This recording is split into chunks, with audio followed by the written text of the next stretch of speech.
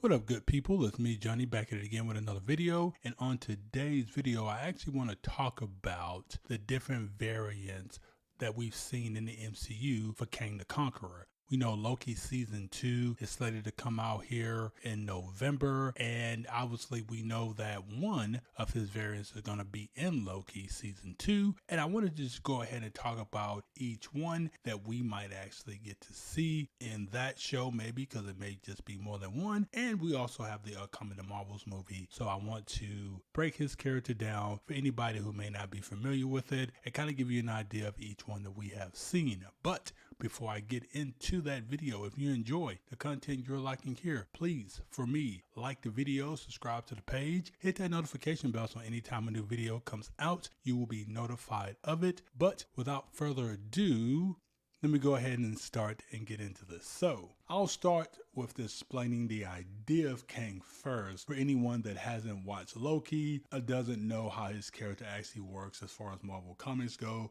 or just in general. If you haven't, by the way, watched Loki, the TV show, at all, I highly recommend you do it, since in my opinion, it's vital to understanding what's about to happen in the MCU, in my opinion. In Marvel Comics, Nathaniel Richards, also known as Kang the Conqueror, was a scientist from the 31st century who first appeared in Marvel Comics, Avengers #8, back in 1964.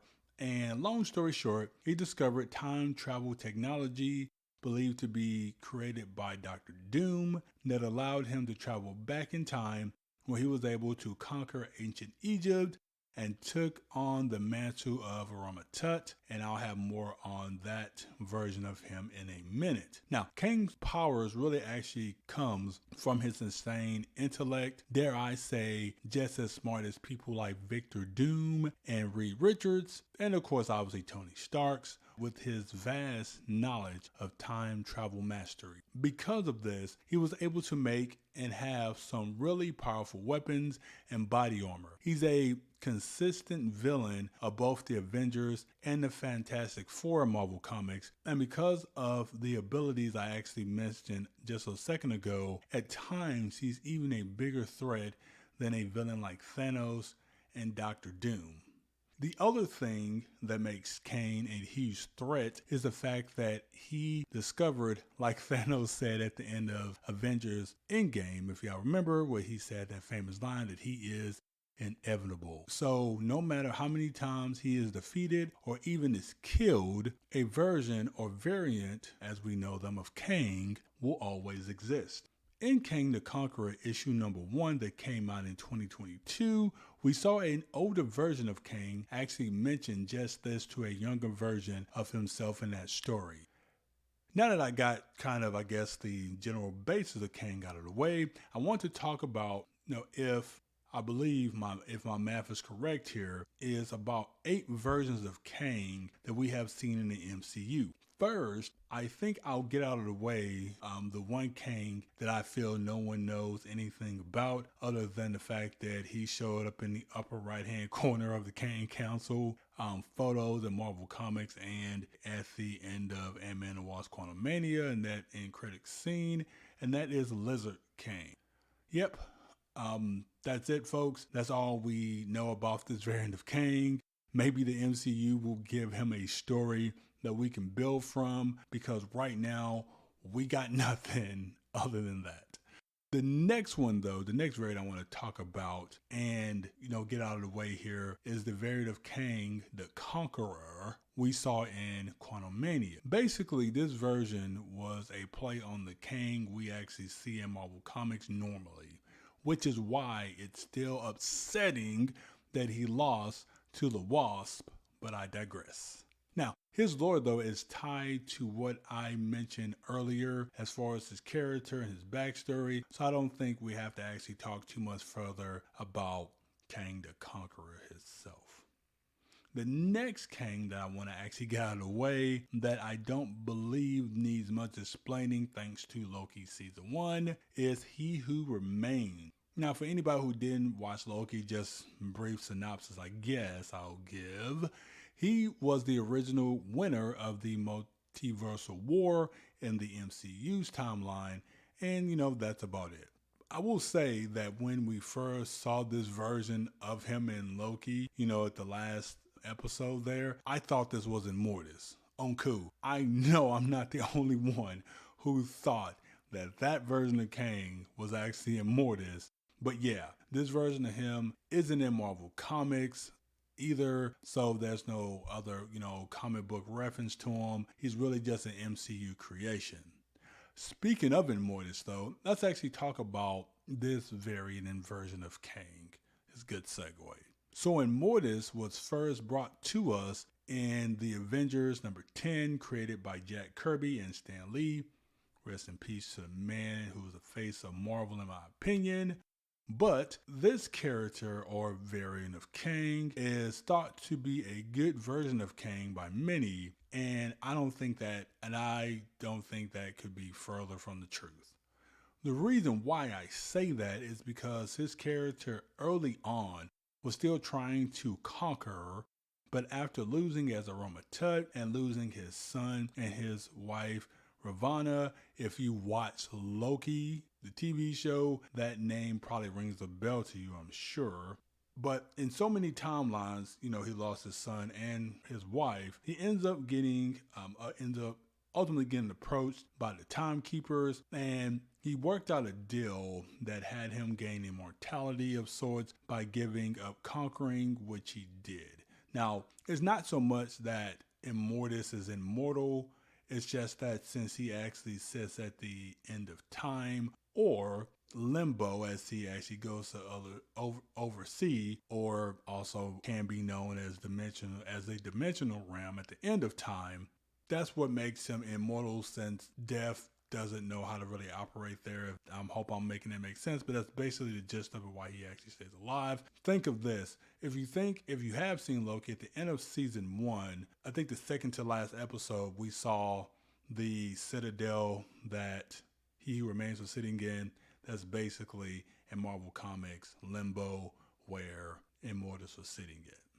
In comics, Immortus at times would actually help the Avengers, like the time he did actually assist Thor. Man, I forgot that other person who was with them, but doesn't matter. But he actually helped them defeat another variant of himself in Kang the Conqueror, so he could actually do good deeds at times. But ultimately, I don't think he was actually a good character, a good person.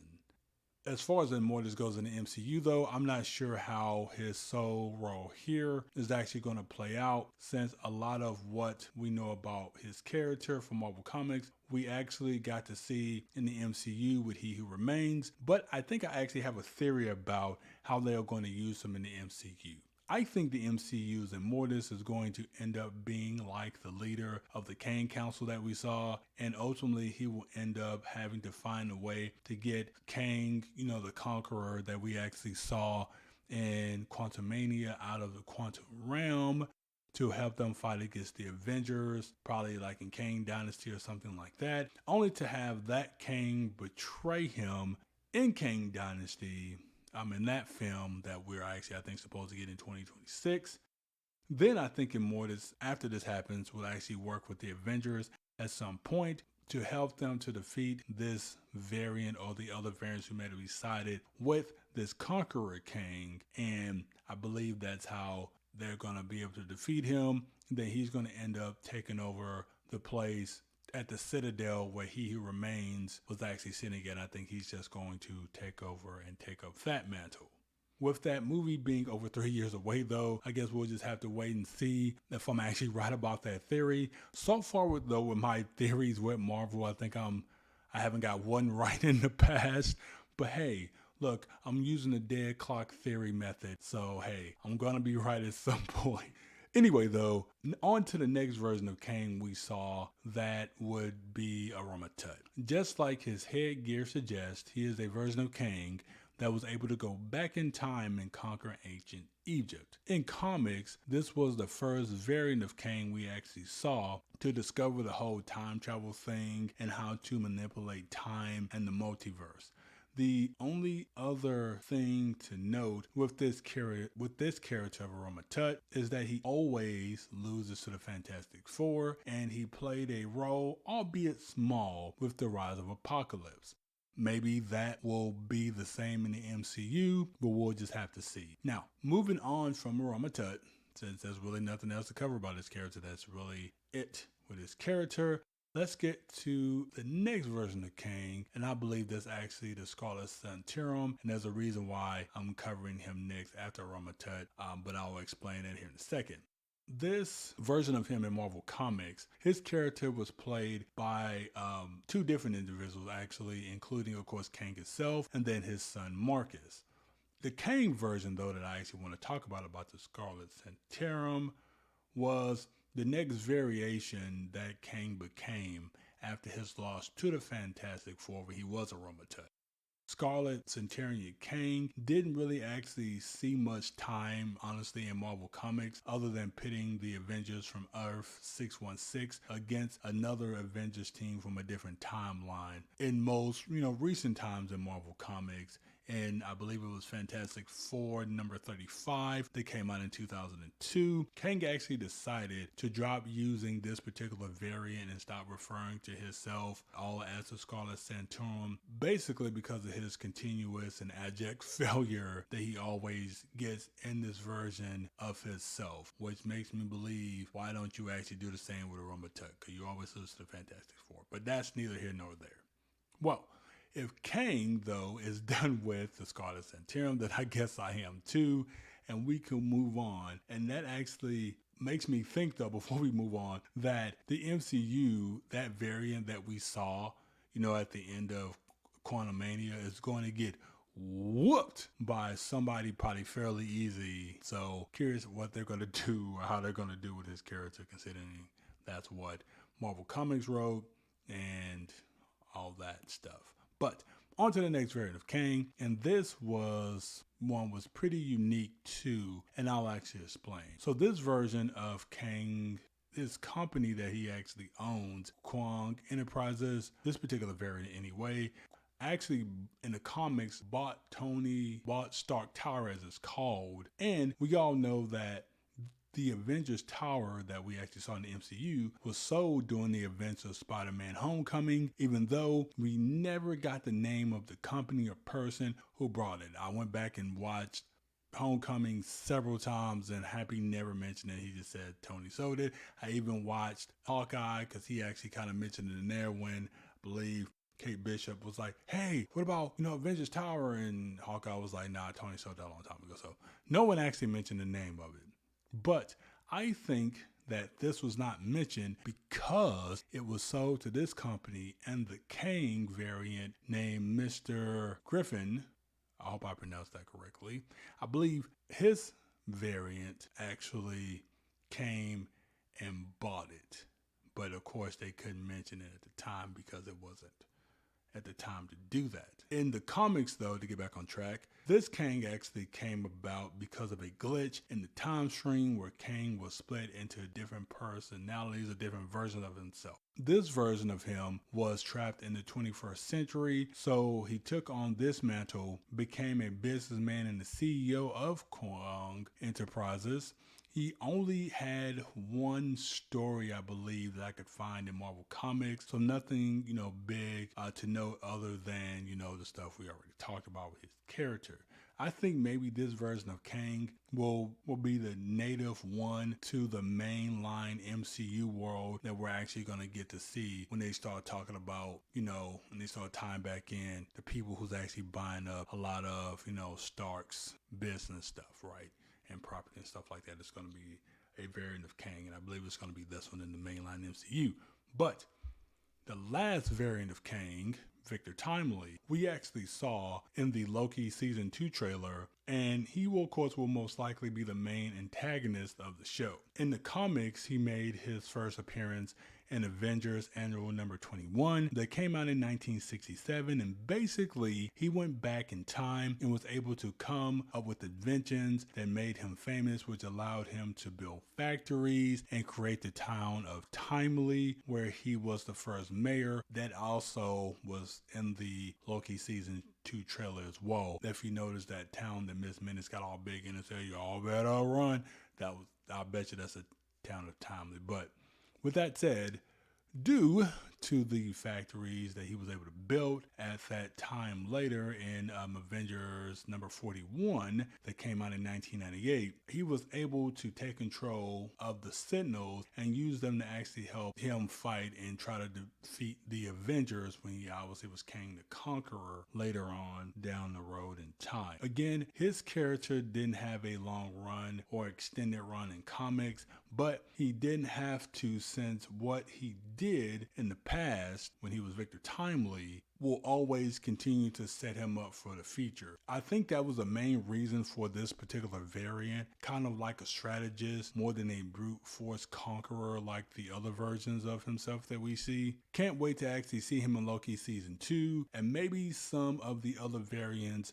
And like I think the Marvels that comes out November 10th, we may see a variant of Kane in that movie. If not, then maybe an end credit scene, something like that. But hey, that's it. That's all the variants we have seen in the MCU. And with that said, thank you all very, very much for tuning in. But until next time, I will talk to you all later. Peace.